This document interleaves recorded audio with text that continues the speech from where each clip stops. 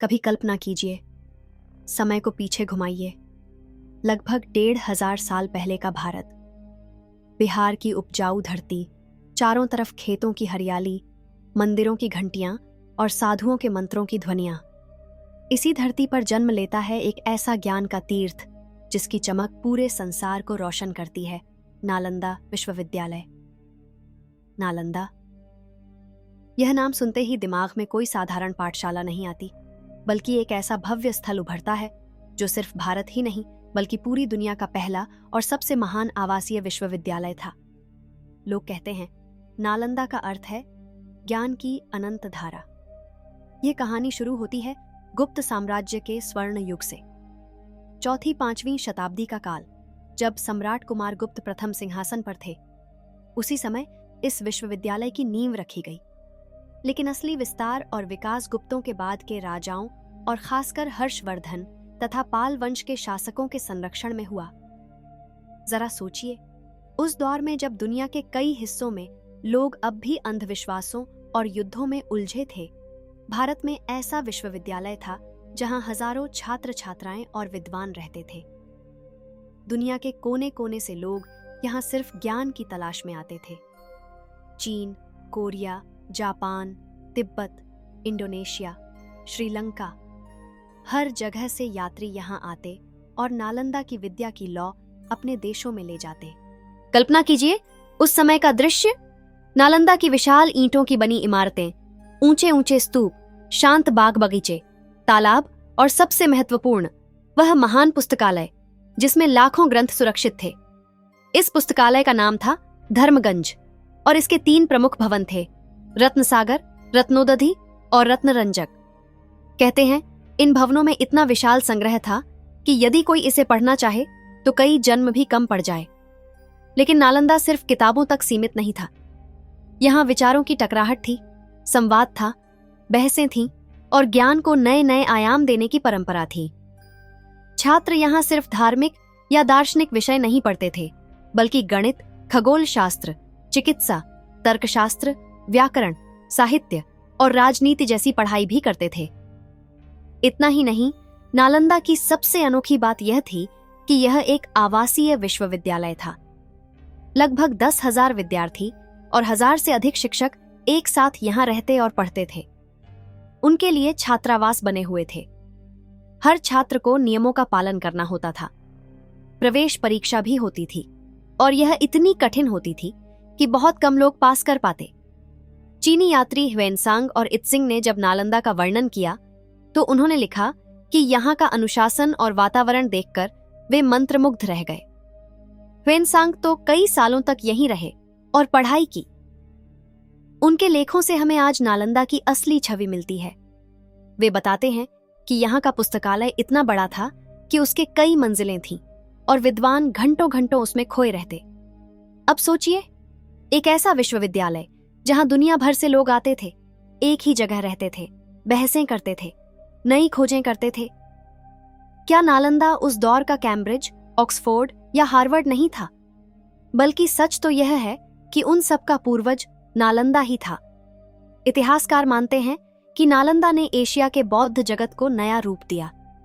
यहां से निकले विद्वानों ने चीन और तिब्बत तक बौद्ध धर्म को फैलाया। यहाँ के आचार्य नागार्जुन, धर्मपाल, शांतारक्षित जैसे नाम आज भी दर्शन और तर्कशास्त्र में महान माने जाते हैं। लेकिन नालंदा सिर्फ बौद्ध शिक्षा का केंद्र नहीं था। यहाँ हिंदू और जैन विद्वान भी पढ़ाते थे। ये विविधता ही नालंदा की असली ताकत थी। सोचिए, एक ही जगह पर अलग अलग परंपराएं, अलग अलग मत और फिर भी सबका लक्ष्य एक ही, ज्ञान की खोज। एक पल को आंख बंद करके सोचिए, वह माहौल कैसा रहा होगा। सुबह सूरज की पहली किरण के साथ घंटियों की ध्वनि गूंजती होगी। छात्र अपने अपने पाठों में डूब जाते होंगे। आचार्य खुले प्रांगण में बैठकर चर्चा कर रहे होंगे और पुस्तकालय में दीपक की रोशनी में पांडुलिपियां पढ़ी जा रही होंगी। हवा में ताजगी, विचारों में गहराई और वातावरण में शांति। यह सब सुनने में जैसे किसी स्वर्ग की कहानी लगती है, लेकिन यह सच था। नालंदा सचमुच धरती पर ज्ञान का स्वर्ग था, लेकिन इतिहास की हर चमक के पीछे छाया भी होती है। नालंदा का यह स्वर्णिम काल कई शताब्दियों तक चलता रहा, पर धीरे धीरे राजनीतिक परिस्थितियां बदलने लगीं। गुप्त साम्राज्य के पतन के बाद कई छोटे छोटे राजवंश आए। पाल वंश ने नालंदा को खूब संरक्षण दिया, लेकिन समय की आंधियां हमेशा एक जैसी नहीं होती। भाग्य की विडंबना यह रही कि जिस विश्वविद्यालय ने पूरी दुनिया को रोशनी दी, उसकी अपनी लौ अंततः बुझा दी गई, और वह अंत इतना भयानक था कि उसकी राख से आज भी इतिहास कांप उठता है। कहते हैं कि जब कोई दीपक सबसे तेज जलता है, तभी उसका बुझना भी पास होता है। नालंदा विश्वविद्यालय का भी यही हाल हुआ। सदियों तक यह ज्ञान का केंद्र रहा, लेकिन 12वीं शताब्दी में इतिहास ने ऐसा मोड़ लिया जिसने सब कुछ बदल दिया। गुप्त और पाल शासकों के संरक्षण के बाद भी समय की धारा स्थिर नहीं रही। 12वीं सदी तक उत्तरी भारत की राजनीति अशांत हो गई थी। तुर्क और अफगान आक्रांताओं ने बार बार यहां हमला करना शुरू किया। धर्मस्थलों और शिक्षा केंद्रों पर विशेष तौर पर निशाना साधा जाता था, क्योंकि वहां लोगों की आस्था और संस्कृति बसती थी। सन 1143 का वह भयावह साल, बख्तियार खिलजी का नाम सुनकर ही दिल दहल उठता है। वह तुर्क सेनापति था जिसने अपने छोटे से दल के साथ बिहार पर हमला किया। उसका लक्ष्य सिर्फ विजय नहीं था, बल्कि भारत की संस्कृति और ज्ञान की जड़ों पर प्रहार करना था। कहते हैं, जब बख्तियार खिलजी की सेना नालंदा पहुंची, तब भी वहां हजारों विद्यार्थी और आचार्य मौजूद थे। कल्पना कीजिए, वे लोग जिनकी दुनिया किताबें और विचार थे, अचानक तलवारों और आग के बीच घिर गए। बख्तियार खिलजी ने नालंदा को जला डालने का आदेश दिया। धर्मगंज का महान पुस्तकालय, जिसमें लाखों ग्रंथ सुरक्षित थे, आग की लपटों में घिर गया। इतिहासकार लिखते हैं कि वह आग कई महीनों तक जलती रही, क्योंकि वहां इतना विशाल संग्रह था कि राख बनने में ही समय लग गया। जरा सोचिए उस दृश्य को। पांडुलिपियां जिन पर आचार्यों ने वर्षों तक मेहनत की थी, जिनमें विज्ञान, गणित, चिकित्सा और दर्शन के अनमोल सूत्र लिखे थे, वे सब राख हो रहे थे। छात्र और विद्वान जान बचाने के लिए भाग रहे थे, लेकिन कई ने वहीं प्राण त्याग दिए। कहते हैं, कुछ आचार्यों ने अपनी आंखों के सामने अपनी साधना का नाश देखा और वहीं समाधि ले ली। इतिहास में यह घटना सिर्फ एक विश्वविद्यालय के नाश की नहीं थी, बल्कि पूरी सभ्यता पर गहरा प्रहार था। क्योंकि नालंदा सिर्फ भारत का गौरव नहीं था, यह पूरी दुनिया के लिए ज्ञान का स्रोत था। तिब्बत और चीन से आए शिष्यों ने बाद में लिखा कि नालंदा के जलने से उनका संसार अंधकारमय हो गया। पुस्तकालय के जलने की पीड़ा को शब्दों में कहना आसान नहीं है। सोचिए, यदि न्यूटन, आइंस्टाइन या गैलीलियो के सारे शोध एक साथ मिटा दिए जाए, तो मानव सभ्यता कितने पीछे चली जाएगी। वैसा ही हुआ था नालंदा के साथ। वहां मौजूद अनगिनत वैज्ञानिक और दार्शनिक ज्ञान का खजाना हमेशा के लिए खो गया। कुछ लोग कहते हैं कि कई पांडुलिपियां तिब्बत और नेपाल ले जाई गईं, जिससे कुछ ज्ञान बचा। लेकिन असली पुस्तकालय की विशालता का कोई विकल्प नहीं था। नालंदा का पतन सिर्फ एक इमारत का ढाना नहीं था, यह भारतीय शिक्षा और संस्कृति की सबसे बड़ी क्षति थी। इस घटना के बाद सदियों तक भारत में वैसा कोई वैश्विक शिक्षा केंद्र खड़ा नहीं हो पाया। लेकिन क्या नालंदा की आत्मा सचमुच मर गई? नहीं, उसकी ज्वाला राख में दबी रही, स्मृतियों में जीवित रही।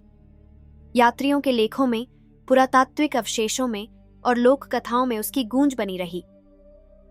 सदियों बाद जब अंग्रेज भारत आए, तो उन्होंने नालंदा के खंडहर देखे। जॉर्ज एरियल, अलेक्जेंडर कनिंघम और अन्य पुरातत्वविदों ने इसकी खुदाई करवाई और नालंदा के भव्य अतीत को दुनिया के सामने लाया। खंडहरों में आज भी विशाल ईंटों की बनी संरचनाएं, स्तूप और मठ देखे जा सकते हैं। वहां खड़े होकर लगता है जैसे अभी भी विद्वानों की आवाजें गूंज रही हों। आज आधुनिक युग में नालंदा फिर से जीवित हो रहा है। भारत सरकार ने 2010 में नालंदा विश्वविद्यालय को पुनः स्थापित किया। इसका कैंपस फिर से बिहार की उसी पवित्र धरती पर बना है जहां कभी ज्ञान की गंगा बहती थी। अब यहां फिर से छात्र छात्राएं पूरी दुनिया से आ रहे हैं। उद्देश्य वही है, ज्ञान को सीमाओं से परे ले जाना। सोचिए, कैसा संयोग है। एक विश्वविद्यालय जो 12वीं शताब्दी में राख हो गया था, 21वीं सदी में फिर से जन्म ले रहा है। यह सिर्फ पुनर्निर्माण नहीं है, बल्कि यह उस आत्मा को श्रद्धांजलि है जिसने सदियों तक मानवता को प्रकाश दिया। आज जब हम नालंदा की बात करते हैं तो यह सिर्फ इतिहास नहीं है, यह प्रेरणा है। यह हमें याद दिलाता है कि ज्ञान की लौ कभी बुझती नहीं, चाहे कितनी भी विपत्तियां क्यों न आएं। सच्चा ज्ञान हमेशा राख से पुनर्जन्म ले लेता है, और शायद यही नालंदा की सबसे बड़ी शिक्षा है। जरा सोचिए, यदि आज आप उन खंडहरों में जाएं तो हवा की हर सरसराहट में आपको पुराने समय की गूंज सुनाई देगी। दीवारों की हर दरार कहेगी, हमने वह समय देखा है जब पूरी दुनिया यहाँ सीखने आती थी। नालंदा की कहानी सिर्फ उदय और पतन की कहानी नहीं है। यह एक याद है कि जब ज्ञान को सर्वोपरि माना जाता है तब सभ्यता फलीभूत होती है, और जब अज्ञानता और हिंसा हावी होती है तब वह सभ्यता ढह जाती है।